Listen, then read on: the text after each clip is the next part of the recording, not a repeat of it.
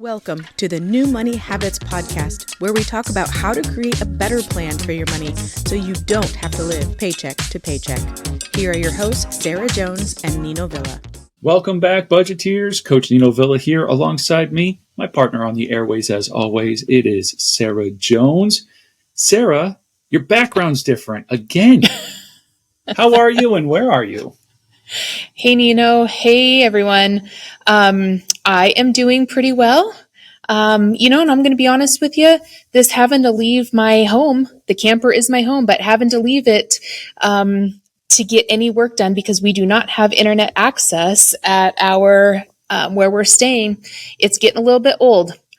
So just keeping it real with you all. And this is part of RV life. You run into some of these circumstances, right? But we are still in Tennessee, just outside of Nashville. And we'll be here for a couple more weeks. So still getting used to this sitting in another area. You might see some other backgrounds in the future too, if you watch. The RV life. It's got its highs and it's got some challenges. The understatement.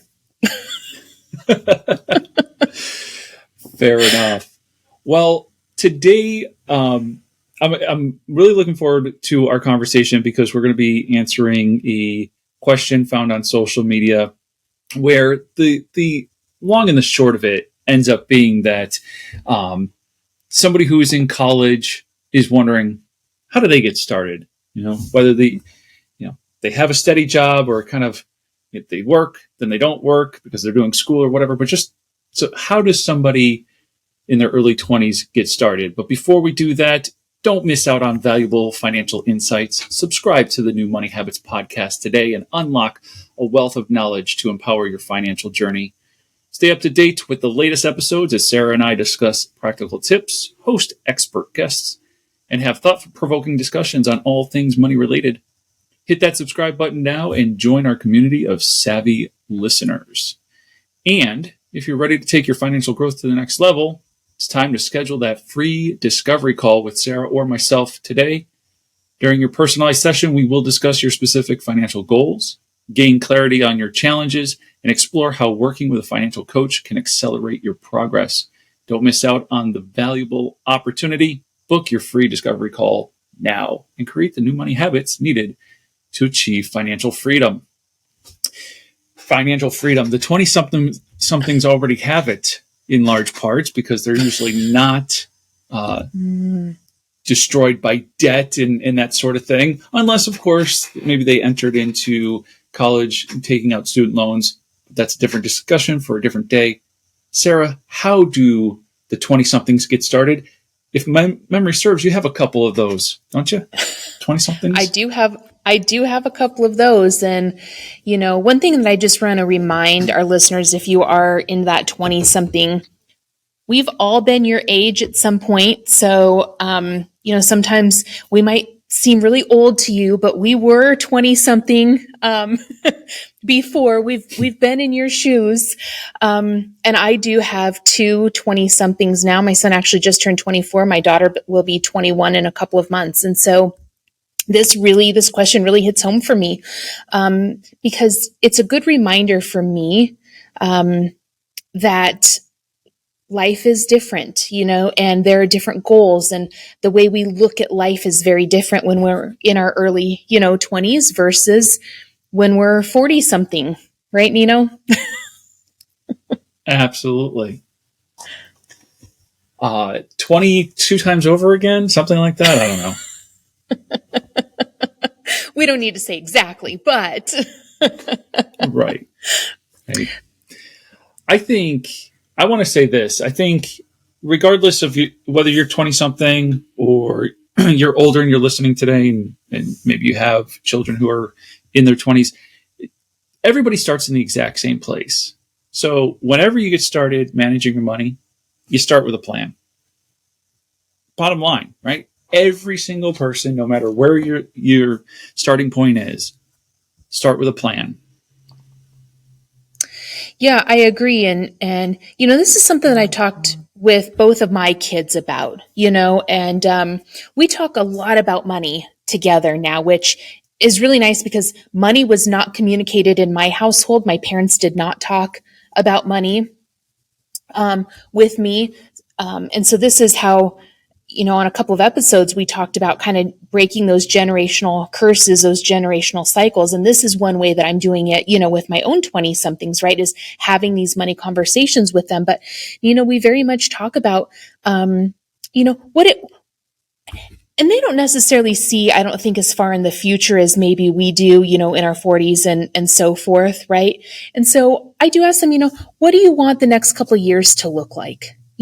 What is your focus for the next couple of years? What are you trying to accomplish? What is, and I ask them maybe deeper questions like that. It's not necessarily, let's put your plan together right away. I kind of start with some other questions like, so you're working. Yes, you've got bills, but what do you want in life on top of just paying your bills, right? Bills are given for all of us, but what do you want that's beyond that? And that's been a really good kind of opening question to have with both of the kids, to ask them, what do you want beyond just work? Yeah.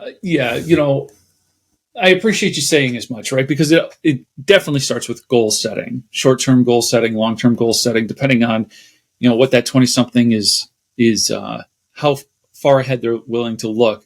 I've taken on a couple recently. I'm actually coaching them independently because although they're dating, they're not married, and their finances are not joined. So coaching them independently, but each of them, it starts with that same question, really. Like, what do you want to achieve? What are you looking to do? What do you want your money to do for you? So beyond just paying the bills, like you said a moment ago, it's what else are you trying to achieve with your money? And, having conversations with people who are either still in college or just out of college, it is really interesting to kind of hear what it is that they want their money to do for them. In one case, it was very, very important to have a travel fund, money to just travel with. That was part of what the female of the couple really wanted.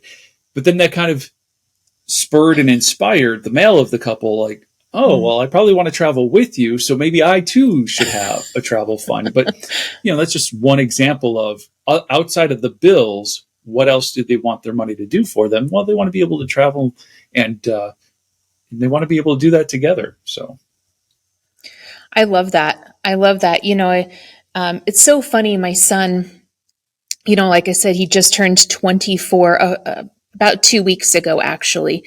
And, we've kind of been talking about some of these things very similarly, that you're working on with your clients. And my son has been working a lot of shifts at work. He's had only 2 days off this whole month so far from work. And I don't necessarily advocate that. But he was like, man, Mom, I'm tired. And I said, yeah. I said, I bet you are. And he said, but my bank account really likes this. And I said, yeah, I bet it does.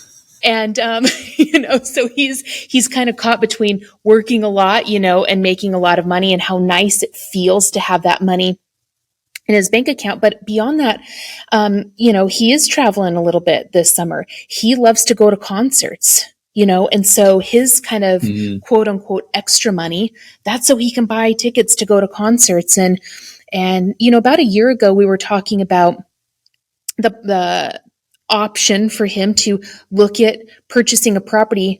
Now, I'm going to put this caveat. I don't believe everybody needs to be a homeowner, but we were looking at it in terms of investment, right? That he maybe lives in part of it and rents out a bedroom, or, purchases a duplex and rents out the other side. So most of his mortgage is being paid, right? And he's kind of his own landlord at that time. And so it's kind of building some wealth and, all of that. And when I first brought that up to him, he was like, nope, absolutely not interested. And it's so funny, Nino. It wasn't maybe 6 months later. He says, Mom, I'd really like to talk about what that would look like. Right. And I think this is important to remember, that if you do have children that are this age, that when you're trying to teach them, right, and have these conversations, they might not necessarily pick up on it right away. It might take some time for them to let it kind of sink in and then revisit it, and to say, to the question, the 20 something that posed this question to us, almost the same thing here, that really think about what's kind of been on your mind too. I know, I don't want to get too off track here with starting with the plan, but I think it's really about your vision and what it is that you're wanting to create. And I would say to the caller too, what do you want beyond? What do you want how do you want your dollars to work for you? I think that's a great line that you used. How do you want your dollars to work for you? Yeah. Yeah. And I think the two really are one and the same, right? To be able to create a plan, you have to know what your vision is. Because if you don't know what you're aiming at, then it doesn't matter. So it's about sitting down and figuring out, what it is that you want. I am very intrigued by the younger generation right now and their apprehension to own real estate. But I think we talked about this in a recent episode where if maybe we can reframe it for the younger generation. So in the couple that I'm coaching, speaking with the male, and he is he's more keen to like the idea of real estate ownership, but he's like, it's not anytime soon. He's like, he knows that eventually that's going to be something that he wants, but it's not like within his 5-year plan. It's more maybe 10 or so. And so reframing it for him and saying, well, what if you weren't even looking for a place for yourself, but you were actually looking for an asset that would then be income generating, right? He's of different means. He's coming into an inheritance, and it's like, well, what am I going to do with that inheritance? And, he could simply just put it in the market and kind of let the market dictate and fluctuate and do those things. Or, we're talking about the idea of buying physical assets, but assets that appreciate in value and or are income generating. But it all kind of goes back to, you got to talk about what is the vision, what's the plan, and what do you want to achieve, and kind of the timelines that you want to achieve it to help you kind of determine what is my plan. Because I got to pay my bills, but what am I going to do with some of the surplus that I have left over? Mm-hmm. Yeah, that's such a great point. And, something that was kind of coming to mind when I was listening to you share that is that it doesn't all have to be figured out right away, right? Like you're kind of coming into a new season of life, and it doesn't all have to be figured out all at once.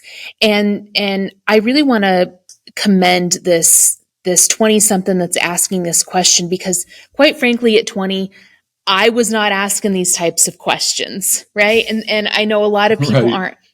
And I work with a lot of people that are in their 20s, early 20s, kind of before marriage, before kids, just kind of getting going. And it has been fascinating conversations that I've learned a lot from them, because there is a very different perspective on life. But one thing that I think runs certainly with this question, answer seeker, right? And I'm sure with your clients and my clients, is that they're eager to learn, right? They know that this is an area that maybe I don't feel real secure here, but I am eager to learn. And I think that that's good news for this generation, because more people younger are starting to ask these types of questions. And I just want to commend all of you that are this age that are actually looking for upping your financial education and your financial literacy, right? That's something that I think older generations haven't moved towards as much. And so seeing the younger generations move and want to learn, boy, that's encouraging. And I love it. I love it that they're open enough to be asking these questions. Yeah, I saw a statistic recently about, and I don't remember exactly the number, but let's say it was 30%. Like 30% of working adults have completed a financial literacy course of some sort, either in high school or college. But of that 30%, the overwhelming majority, like 70+%, were millennials. Gen Z. So the younger generation are the ones actually taking those types of courses and getting a little bit of, financial literacy before going out there. And to your point, it's something that us older generations didn't necessarily have access to, and our parents didn't help us. But, I think we get savvy questions like this from younger people because there is an increased awareness around, I don't want to fly blind. I don't want to just kind of wander aimlessly.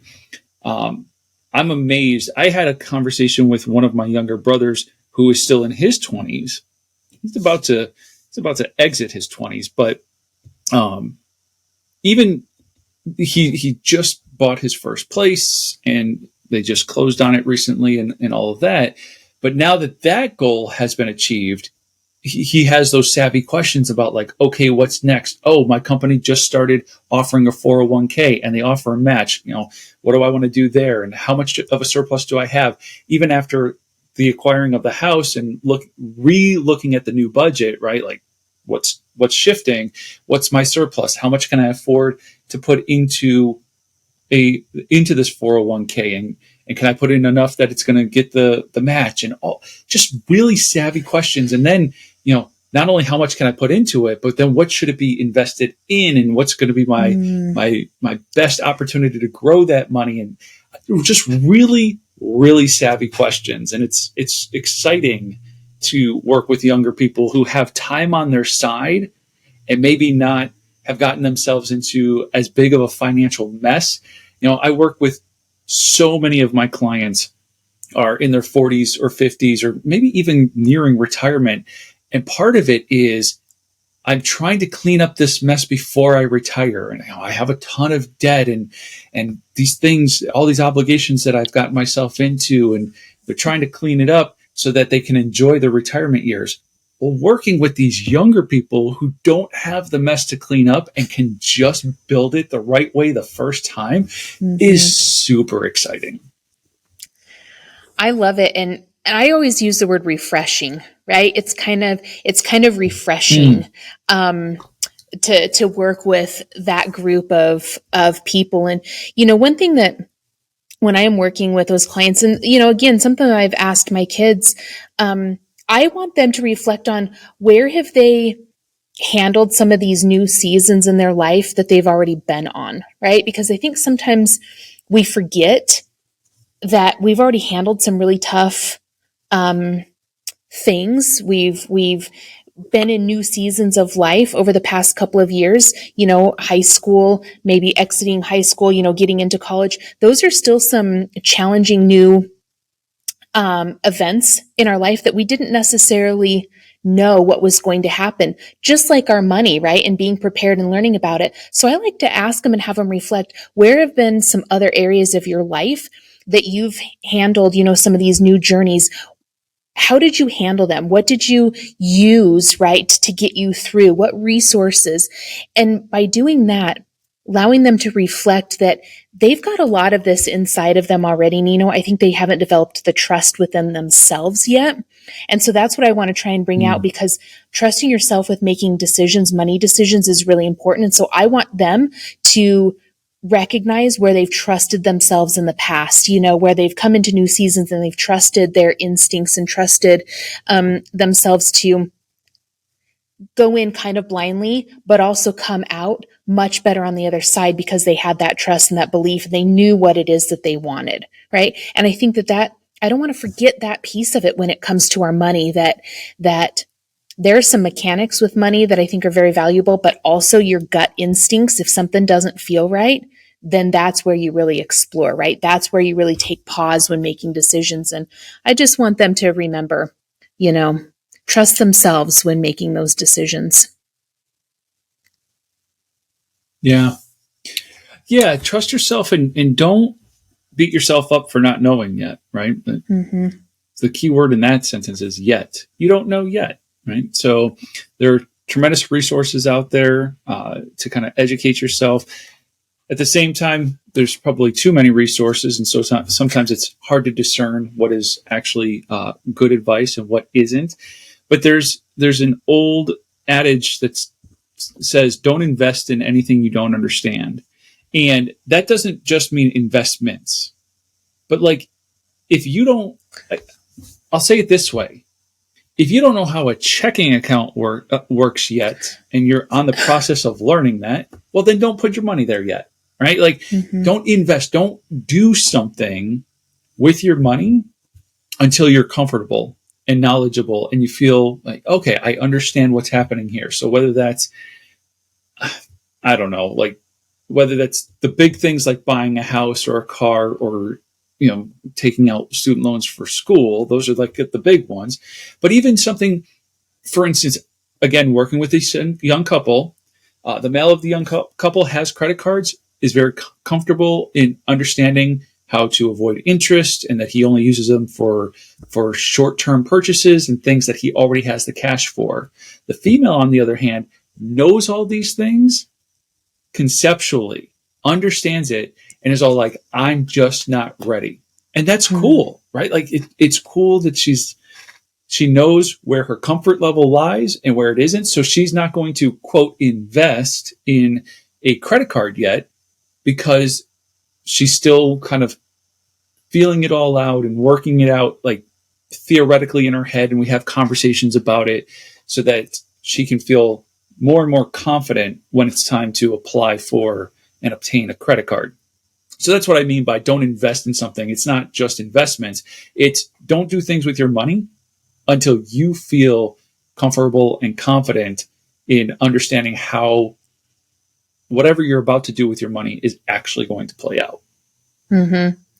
I love that. And I want to piggyback off of that for a second and say that it kind of goes back to what we said, that you don't have to know it all right away, but pick one area, I always like to say, pick one area that you really want to learn a little bit more about. So if you're just starting out and, creating that plan, maybe it is that budgeting, right? Maybe it is that money plan area that you say, this is where I want my focus to be right now, because this is the kind of the catalyst to all other areas going forward, right? And so then you just pick that one area to learn about and to feel more comfortable with. Then you start learning more about, my company has a 401k now, right? And so maybe I want to learn a little bit more about that. What does that mean for me? And I think that helps break it down a little bit and make kind of money not so overwhelming too, right? Because as you said, there are a lot of resources. There's a lot to money that's out there, and it can feel very overwhelming.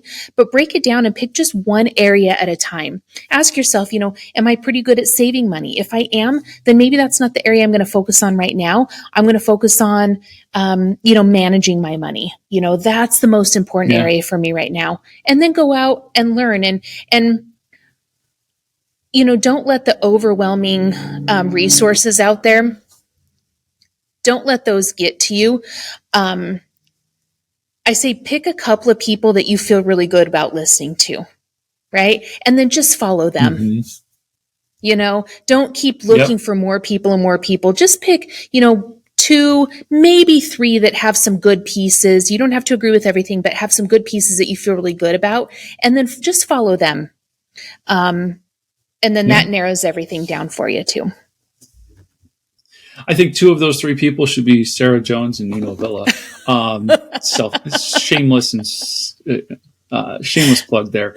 But exactly, right? Like find a couple of voices that you trust and take it one step at a time. Even something as simple as saving money. You said a moment ago, like maybe you're good at saving money, but there might be some area there to explore. So, in working with the younger couple, having savings like peace of mind, and even like we said, this travel fund where it kind of just sits for the most part until it's time to purchase, some airline tickets and whatever. But changing the game there, instead of it being parked in the checking account and getting 0 interest, and instead of having it parked in a very, very pitiful interest rate savings account like 0.1%, we went with high yield savings, talked about the benefit of putting this in high yield savings and how you can put that peace of mind fund there and park it. And now it's going to make 4 or 4.1%, which is not a bunch of money. But when you want a liquid asset around and you still want it to make some money for you, a high yield savings account is going to serve you better than a regular savings account at the big bank. Yeah, and that's really good financial literacy, I think, right? Is knowing that it's still a savings account, but how can I make it work for me the best way possible, right? And understanding the differences between those. And I'm so glad that you brought that up, Nino, because I don't know how long high yield savings accounts have been around. I'm going to guess probably not a super long time. If they have, I certainly wasn't aware of them for many, many years. But I try and share about high yield savings accounts a lot now because, to your point, sometimes we do need those liquid assets. We need our money in a someplace close, right? That's not tied up, so to speak.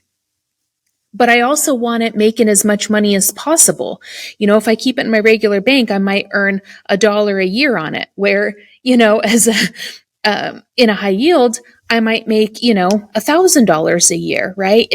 That's a huge difference when it comes to true financial literacy and having your money work for you. And that's a small piece of it, but I think a wise piece to know.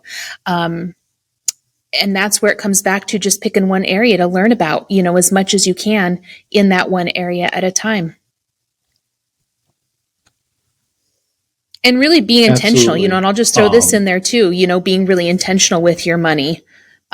Because that's the big, I think the overriding factor of all of this, right, is really being intentional with your money and all your decisions.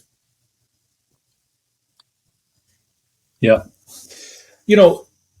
If we took kind of like an average peace of mind fund just to kind of calculate the numbers, because I'm a big numbers nerd, but imagine you're parking $10,000 as kind of your rainy day fund, your peace of mind fund. You're going to park $10,000 liquid asset in case of an emergency. Well, if you're getting 0.1% in interest over the course of the year, your $10,000 would have made you a whopping $10. If you put it in a high yield interest bearing savings account that makes 4%, well, now it made you $400. Now, at the end of the day, it's 10 grand. So it's like, all right, like $10 is certainly not a lot of money, and 415 ish, because I'm sorry, 400.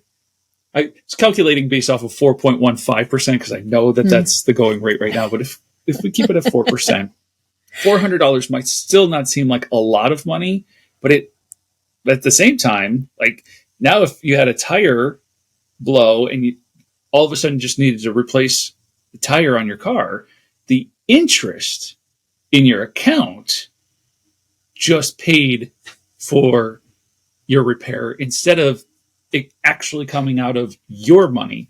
So it may seem a little insignificant, but at the same time, once you actually start to put dollars to it and scenarios to it, it's like, wow, okay, like parking it somewhere where it's going to make 4%, at least every year, it might be buying me a new set of tires or something of that sort. And I want to, this might be a terrible pun, but it's really the principle of it, right? It really is the principle of once you move into that, once you move into that mindset, though, of making your money work for you, it's not just the dollars, really. It's that whole process that you're going through and that whole mindset of how can my money work for me? So, that's $400 a year there. And let's just say then you've got, maybe you've got some investments that are growing, right? And so that's building there. Maybe you've got some other assets that you've purchased, real estate, where you're growing your money there. And while it might not be a lot individually, but you put all of those pieces together and that's how you build wealth, right? It's really the principle of it. It's not it doesn't necessarily come down to the actual dollars. It's the process in which you are looking at your money and the process in which you are using your money to your benefit, not to your detriment. And that's where debt, you're taking away all the other benefits of money when you're paying off a lot of debt. I believe you're paying for your past and you're letting your future wait. Right? And so when you get to use your money in a way that's actually for the betterment and actually for building wealth, then life changes, I think, very drastically when you move into that new mindset. And that's where, when we're talking, 20 somethings, you do have time on your side, right? And this is the best time, I think, to start moving into these types of mindsets of how am I really making my money work for me? High yield savings account, great option. Yep. I think this is another one of those great conversations where, we start to highlight like where a 20-something can get started. It starts with that vision. It continues with a plan.